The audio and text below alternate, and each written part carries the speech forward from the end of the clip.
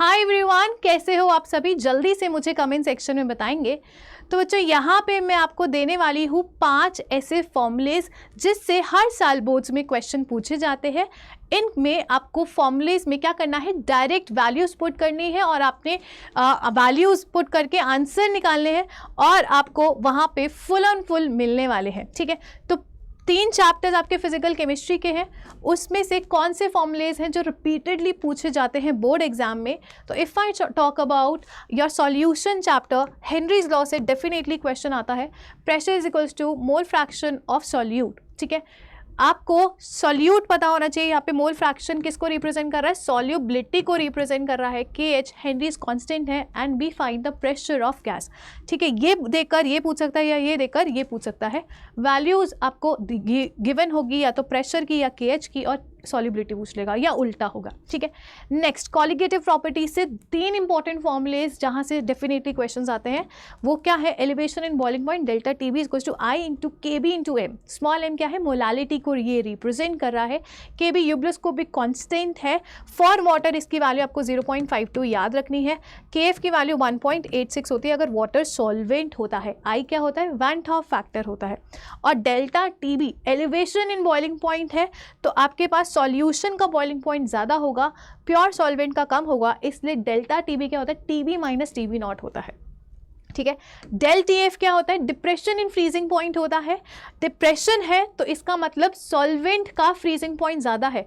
ठीक है, तो TF नॉट माइनस TF करेंगे। TF नॉट रिप्रेजेंट्स जो सॉल्वेंट है उसका freezing point. Correct. I van of factor है, K क्रायोस्कोपिक कांस्टेंट है, M मोलालिटी है। तो आपको डेल्टा TB पूछ लेगा I KB M वैल्यू देकर, या डेल्टा TF वैल्यू देकर M पूछ लेगा। नेक्स्ट जो आता है pi equals to ICRT, osmotic pressure से ये क्वेश्चंस आ सकते हैं आपके पास। यहाँ पे आपको याद रखना है जो C है वो मोलारिटी को रिप्रेजेंट करता है, R gas constant, T temperature in kelvin, I van Hoff factor होता है। तो ये फॉर्मूलेज बहुत इंपॉर्टेंट है, डायरेक्टली वैल्यूज पुट करो और नंबर आपको मिल जाएंगे।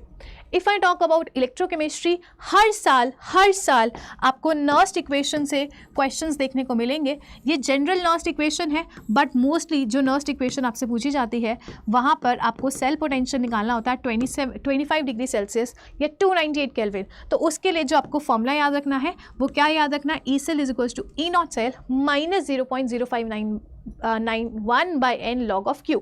ठीक है, तो Q क्या है, जो हम केमिकल इक्विलिब्रियम में Q निकालते थे तो वैसा ही है। That means product concentration upon its coefficient जो स्टोशियोमेट्री होती है divided by reactant concentration into stoichiometry. ठीक है, E नॉट सेल किसको रिप्रेजेंट कर रहा है, स्टैंडर्ड सेल पोटेंशियल को रिप्रेजेंट कर रहा है। N क्या है, नंबर ऑफ इलेक्ट्रॉन्स जो इधर गेन हो रहे हैं या लॉस हो रहे हैं थ्रू आउट द रिएक्शन, जितने नंबर ऑफ इलेक्ट्रॉन्स इन्वॉल्व हैं वो N है।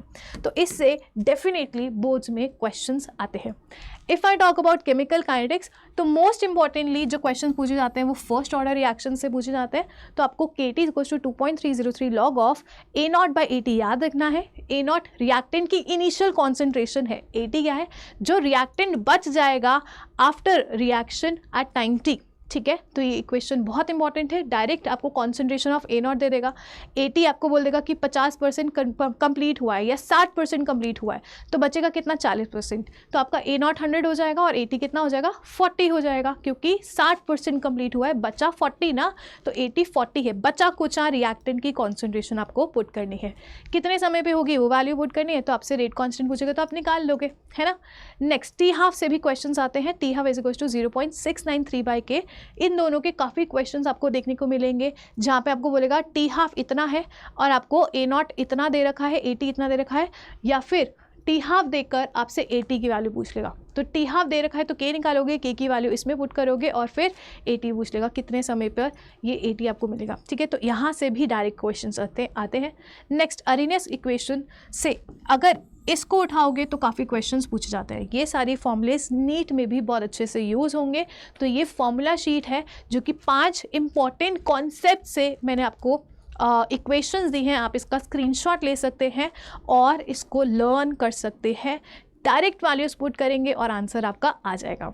तो ऐसे ही वीडियोस के लिए आप चैनल को सब्सक्राइब कर सकते हैं और डेली जब हमारी प्रैक्टिस हो रही है उसके आप को क्या देखना है, वीडियोस देखने हैं, लेक्चर्स देखने हैं, लाइव सेशंस को रिकॉर्डेड फॉर्म में देख लो या फिर लाइव ले लो, तो वो आप कर सकते हैं। More you practice the better you become.